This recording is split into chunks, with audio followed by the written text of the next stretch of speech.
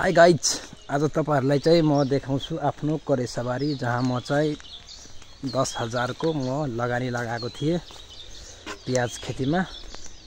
अनि यो असिना परेर प्याज पनि खत्म भइसक्यो। अब पुरै प्याजलाई चाहिँ यहाँ हेर्न सक्नुहुन्छ, मेरो यहाँ बारी छ र यो प्याज है एकदमै खत्म बनाइसक्यो। प्याज चाहिँ हुँदैन है, यतातिरको हेर्नुभयो साथीहरु, यो प्याज चाहिँ हुँदैन, सानो सानो हुन्छ, यत्रो हुँदैन, ठुलो ठुलो ढिकाको हुँदैन। र यहाँ चाहिँ अब लसुन खेती थियो, लसुनलाई पुरै म उकालिसकेँ र मैले चाहिँ राम्रोसित उकालेको थिएन।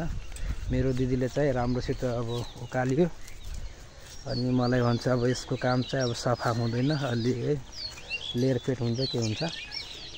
र यताको प्याज फेरि हुन्छ है, यो मात्रै यो करिब यो चाहिँ 10, 12, 13 धुर होला। योमा चाहिँ अब प्याज यो त हुँदैन, यतिकै भन्न सकिन्छ।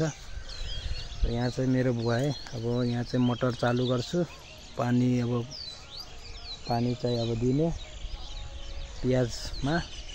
अनि यहाँ चाहिँ म मोटर चालु गर्न आएको छु, चलाउन। र यहाँ हेर्न सक्नुहुन्छ, यहाँ चाहिँ पुरै यहाँको अब किसानहरु, यो गाउँको मेगजिन चौरिया गाउँको पुरै किसानहरु प्राय चाहिँ अब खेतीपातीमै अब डिपेन्ड गर्छन्। र यहाँ हेर्न सक्नुहुन्छ पुरै नजारा तपाईहरुले चाहिँ म देखाउँदै छु है, हेर्नुभयो।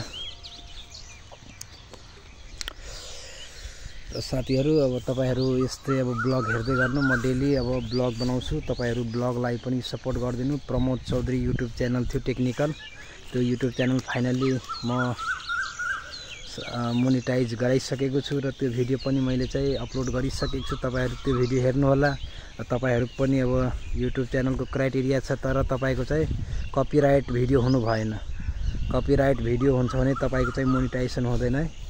अब तपाईले 100 वटा भिडियो अपलोड गर्नुभयो भने अब 2-4 वटामा कपिराइट छ भने त्यो चल्छ, तर तपाईको प्रत्येक भिडियोमा कपिराइट छ भने त्यो एप्लाई गरेपछि सायद मलाई लाग्छ त्यो अब रिफ्युजै भएर आउँछ। सो साथीहरु ध्यान दिनु होला, अर्ग्यानिक कन्टेन्टहरु बनाउनु होला। म जस्तै म अर्ग्यानिक कन्टेन्ट बनाउँछु, म अरूको कपी चाहिँ गर्दिन।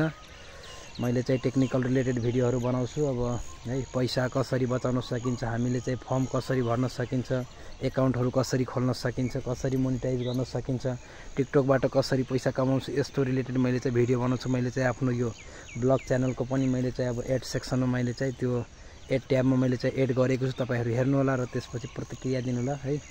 र ब्लगमा त अब डेली ब्लगिङ पनि गर्ने है, अब कहिलेकाहीँ अब सक्दिन, त्यो बेग्लै कुरो हो। तर मैले चाहिँ प्रत्यक्ष रूपमा मैले चाहिँ अब कन्टिन्यू गर्नेवाला छु ब्लगलाई पनि। र ब्लग पनि छ, मेरो टिकटक पनि छ, मैले सबैको लिङ्क मैले चाहिँ डिस्क्रिप्सनमा राखिदिएको छु। साथीहरु तपाईहरु माया गरिदिनु होला मेरो च्यानललाई, मेरो सोशल मिडिया प्लेटफर्मलाई। म पनि सोशल मिडिया प्लेटफर्ममा केही गर्न चाहन्छु। यदि तपाईहरुको साथ सपोर्ट रह्यो भने अनि मात्रै गर्न सकिन्छ, एक्लै केही गर्न सकिँदैन। यति कुरा चाहिँ अब सबैलाई थाहा छ, मलाई पनि थाहा छ। र दर्शक भनेको भगवान जस्तै हो। भगवान तपाईले चाहिँ अब जति मान्छेहरुलाई चाहिँ सपोर्ट गर्नुभएको छ त्यो सबै मान्छेहरु चाहिँ अब अगाडि बढिसकेको छ।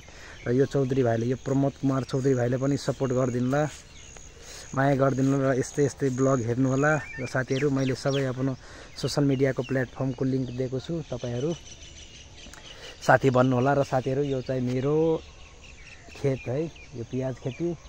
यसमा चाहिँ अब 10,000 करिब इन्भेस्ट गरेको छु। र त्यसपछि अब बिजुली, अब यो मोटरको पानी योहरू चाहिँ जोडेको छैन, र यसमा पनि कमाइ छ।